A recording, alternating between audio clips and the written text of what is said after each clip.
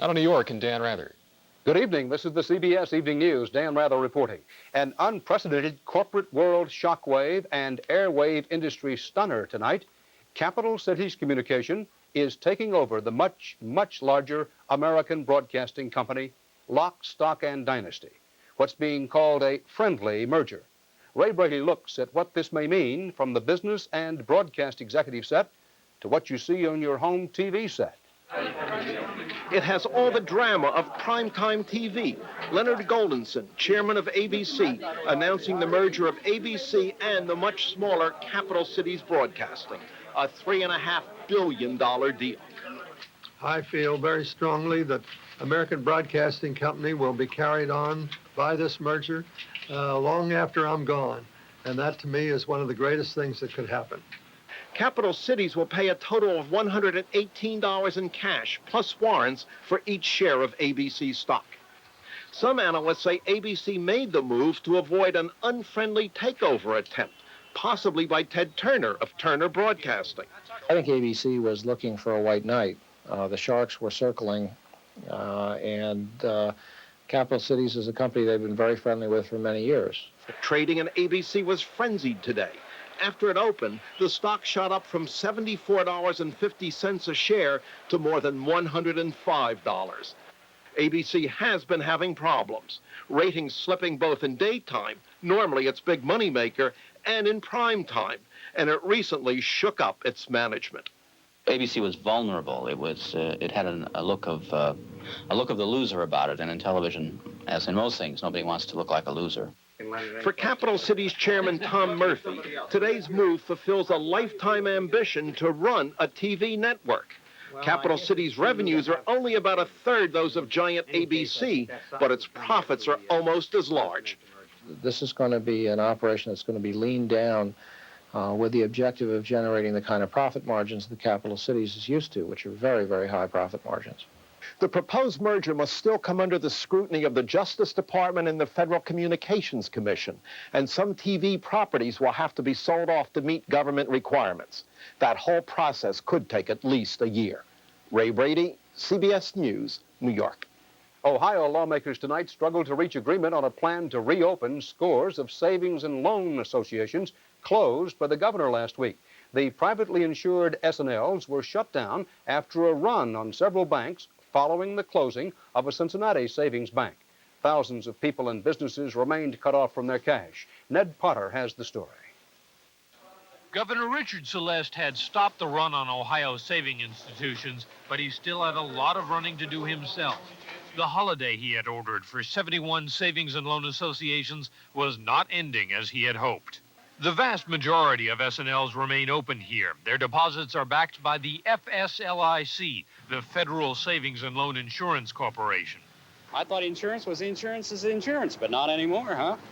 Not at all. Ohio is one of 6 states where federal insurance is not required. When one Ohio S&L got into trouble, the state's own insurance fund was badly depleted. A crisis like this is exactly as serious as people think it is. As long as they're confident that their money is safe, they won't make a run to try to go get it. The public should think about it and come away from that thought unconcerned.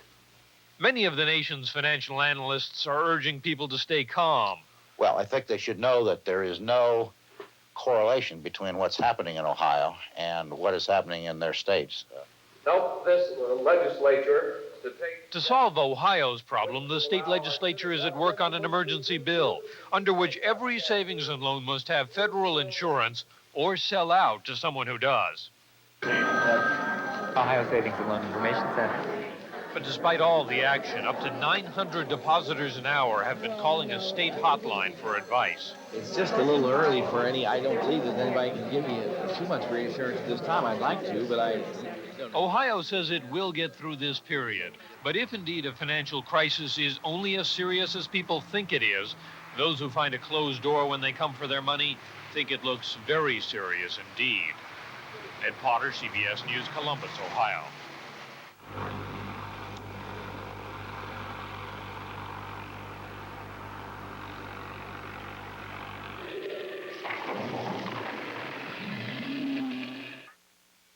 The last time the United States was a net debtor nation was 1914, when this country owed foreign nations almost $4 billion more than was owed it. But today, Commerce Secretary Baldridge acknowledged, quote, the United States is shifting from a net creditor to a net debtor and may have moved into the red this quarter, end of quotation. Baldridge commented on today's news that the broadest measure of U.S. foreign trade jumped to a record deficit of $101.6 billion last year, more than twice 1983's deficit. The trade deficit was one subject that came up today in Quebec City as President Reagan and Canadian Prime Minister Mulroney concluded their summit. But President Reagan saved his choicest words for new Soviet leader Mikhail Gorbachev. And White House correspondent Bill Plant reports the president wasn't exactly gushing with friendliness. President Reagan said he's ready for a summit meeting with Gorbachev anytime the new Soviet leader is ready. And that is what Mr. Reagan told Canadian Prime Minister Brian Mulroney today. The two leaders wound up their own summit on the battlements of Quebec's citadel. But though he held out hope for both a U.S.-Soviet summit and an arms control agreement, the president also registered some of the toughest anti-Soviet rhetoric he's used in a long time. We cannot look the other way when treaties are violated, human beings persecuted, religions banned, and entire democracies crushed. Canadian officials made it clear that while they don't go along with the strong language, they too would like to see the U.S. and the Soviets talk. Canadians expect their government to use all opportunities to help bring the world down from the nuclear mountain, away from confrontation, and closer to a durable peace. White House aides made it clear that the president's tone was no accident. If we are to make progress, it's got to be based on realism and an understanding of the nature of the Soviet Union. In a series of agreements, the U.S. and Canada today undertook to modernize their common air defense warning systems and signed treaties on legal cooperation and fishing rights. They also discussed trade problems. Canada is currently running a $20 billion trade surplus with the U.S., which contributes to the record-high U.S. trade deficit. If we don't get our fiscal house in order, over the long term, this is going to turn into some pain, real pain. It's like the red line on a temperature gauge. It tells you that you got some problems that you better deal with.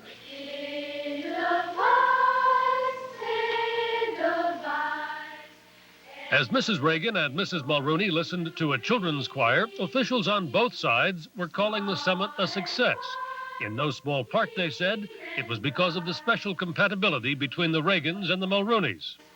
Problems do remain. The U.S. and Canada certainly don't see eye to eye on everything, but both the president and the prime minister were determined to emphasize the positive, and each feels that he succeeded. Bill Plant, CBS News, Quebec City. The Republican-controlled Senate Armed Services Committee gave President Reagan a preliminary MX missile victory today by a margin of almost 2-1. It voted to spend $1.5 billion to build and install 21 more missiles. Iraq and Iran both made claims of success in this intensified round of attacks on military and civilian targets. Iran says it scored another missile hit on Baghdad, while Iraq says its warplanes raided Tehran. And both sides claimed victory in large-scale battles along their southern borders. But the day's major development came in another form. Only hours after Egypt's President Mubarak arrived in Amman for talks with Jordan's King Hussein, the two Arab leaders abruptly broke off their meeting and flew to Baghdad. Iraq and Egypt cut diplomatic relations 6 years ago over the Camp David Treaty, but Mubarak and Hussein both support Iraq in the Persian Gulf War. In Lebanon, more Western diplomats and businessmen and their families pulled out of Beirut today. CBS News correspondent Larry Pintack reports that many feel they're leaving behind a situation that's nearing anarchy. The flight of Westerners from Beirut went on today as the situation continued to deteriorate. This American helicopter arrived in Cyprus with Britain's number 2 man in Lebanon and his family. They left as Britain closed its remaining offices in Muslim West Beirut. Commercial flights arriving in Cyprus carried ordinary British citizens. We've been living in Beirut for some years. We decided it was better to come over here at the moment. A new round of kidnappings by Islamic Jihad has sparked the latest exodus. AP correspondent Terry Anderson was dragged from his car by gunmen Saturday. 2 British nationals were abducted in the 2 days before that. 4 Americans were already being held. And Islamic Jihad says the kidnappings will continue. Most U.S. companies have already pulled their Americans out of West Beirut. Anderson's kidnapping has convinced the remnants of the American press corps that for the moment, they too should go. Clearly, none of us can work as a journalist should. when something happens, we can't just go cover it. Always, there has to be the thought, is it safe? Terry's kidnapping, of course, has really put a scare into everybody. To the Muslim extremists who now control West Beirut, the U.S. and Israel are the same. They blame America for all their suffering. Some moderate Muslim leaders sympathize with America's plight, but they're in little position to help. Larry Pinsack, CBS News, Damascus.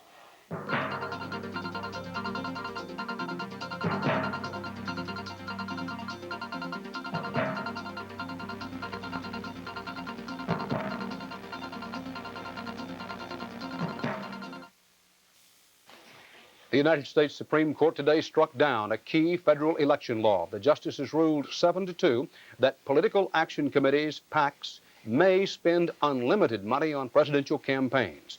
The court majority said the post-Watergate law limiting PAC contributions to $1,000 was a violation of free speech rights. Disagreeing with that reasoning was Justice Byron White. Quote, "The First Amendment," said White's dissent, "protects the right to speak, not the right to spend." Getting ready for a future decision, the Supreme Court heard arguments today in a case that could shape the rights of the mentally retarded for years to come, where they live and how they live. Fred Graham reports. Well, would you want a place like that across the street from you? Hell no, you wouldn't. Louis Zimmerman of Cleburne, Texas, is talking about this kind of place, a small family-like home for the mentally retarded in a residential neighborhood of nearby Keene, Texas. But when a similar home tried to open in this neighborhood in Cleburne, some neighboring property owners said it would lower property values. One had more vivid objections. With the traffic, I've had 2 or 3 dogs killed out there. And they haven't got any more sense than a dog. The house now sits empty because the city council refused to grant a zoning permit that is required before a home for the mentally retarded can be placed in a semi-residential neighborhood. This neighborhood is zoned for multifamily, all right? It would be no different than putting in a boarding house, for example, which the zoning would allow. The mentally retarded people themselves are just people. Their retardation will not change the complexion of the neighborhood. The issue is whether mentally retarded people are a minority group protected by the Constitution, like blacks and women. The Supreme Court will decide that issue using Cleburne as a test case. The city argues that communities must have the power to keep unwanted elements out of family neighborhoods. I think that a community needs to have the right and the power to control zoning, whatever that zoning might be. Mental health officials say that if communities do have the legal right to exclude the mentally retarded from neighborhoods such as this, that could frustrate efforts across the country to move them out of institutions and into more normal surroundings. Fred Graham, CBS News, Cleburne, Texas. In California today, federal officials say they've cracked a major international cocaine ring, cracked it wide open. The U.S. Attorney's Office in San Diego says the arrests of 59 people took a major bite out of an underground cartel that did billions in business, smuggling cocaine by the ton by way of Peru and Colombia. Federal officials say they think the cocaine ring is responsible for up to a quarter of the South American coke coming into the U.S. each year.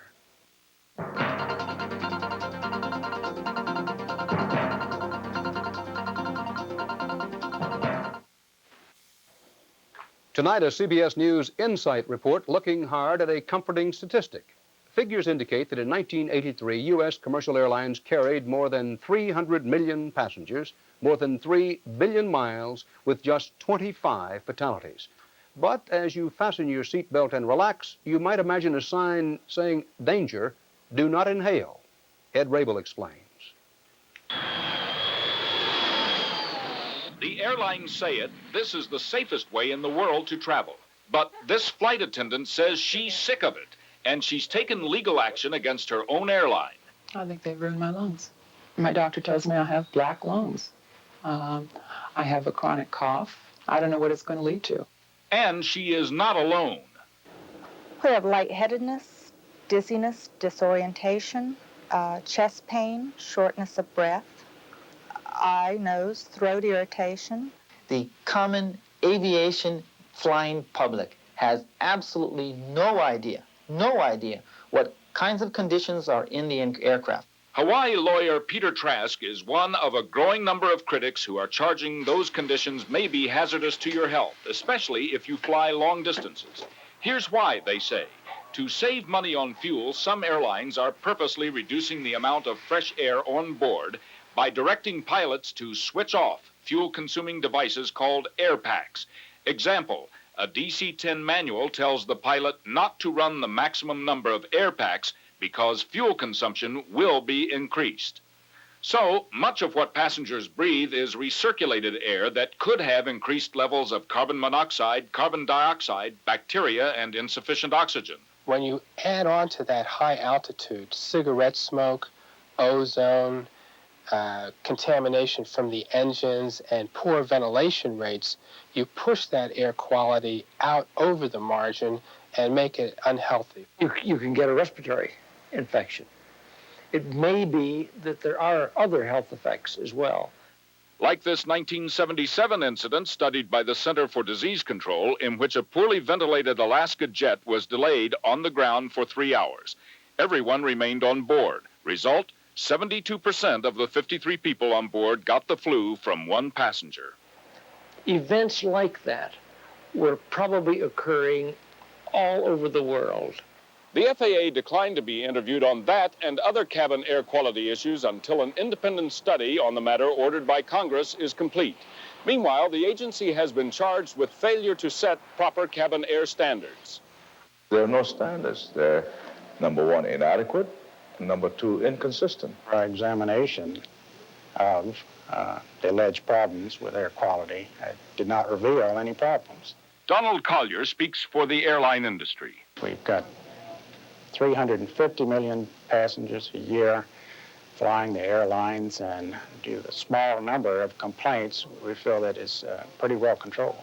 Carl Heidemann complained. He was a frequent flyer until 1983. Now, Heidemann has to use a machine to help him breathe because of respiratory problems. And it wouldn't go away for days. And eventually, unfortunately, it wouldn't go away for weeks. And I usually had to come home, and a week later or two, I had to go in on an emergency basis into a hospital. Physicist Bertil Werchefeld petitioned the FAA unsuccessfully for improved cabin air quality standards. There's not enough fresh air being ventilated into the aircraft by all known standards that we have that are applied in our non-aviation environments.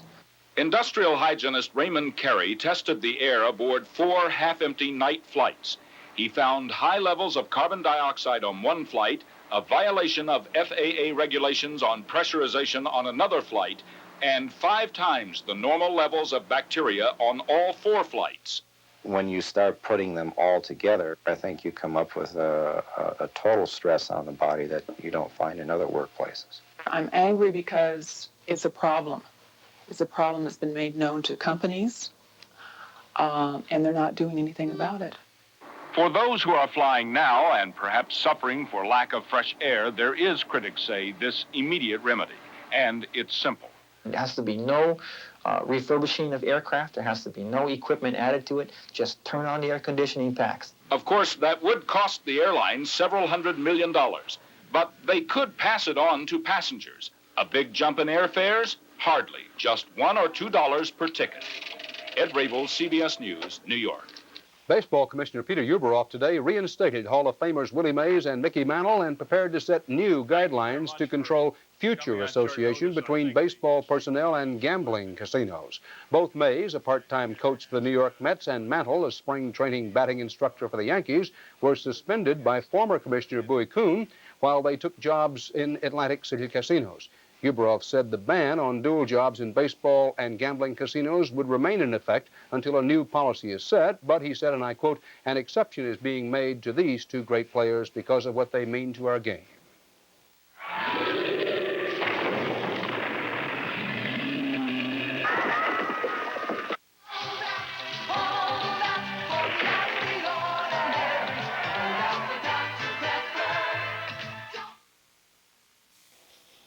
Nostalgia. It's a word derived from the Greek, and it means a longing to go back to one's home, hometown, or homeland.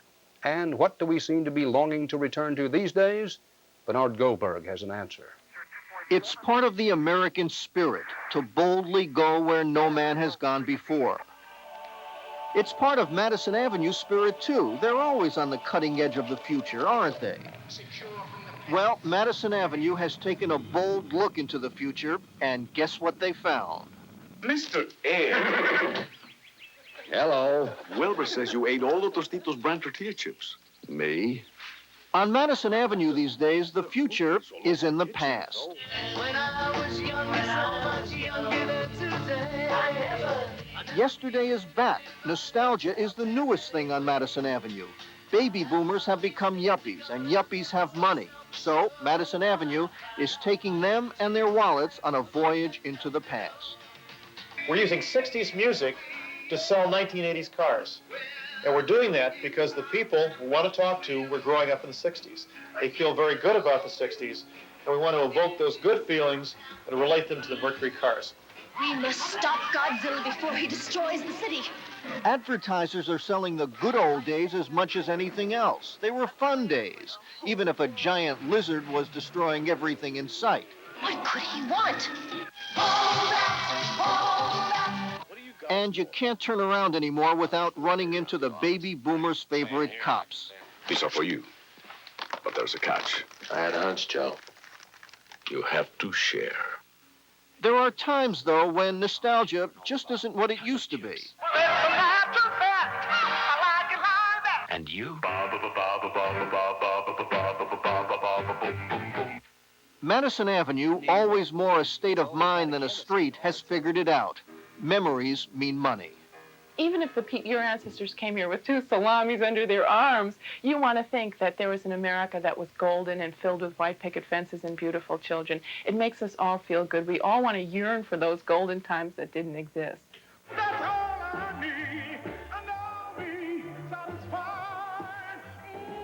The moguls of Madison Avenue say business couldn't be better, which means you can expect a lot more of yesterday tomorrow.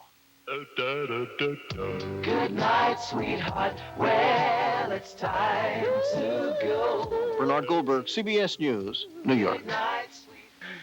And that's the CBS Evening News for this Monday. Dan Rather reporting from New York. Thank you for joining us. Good night.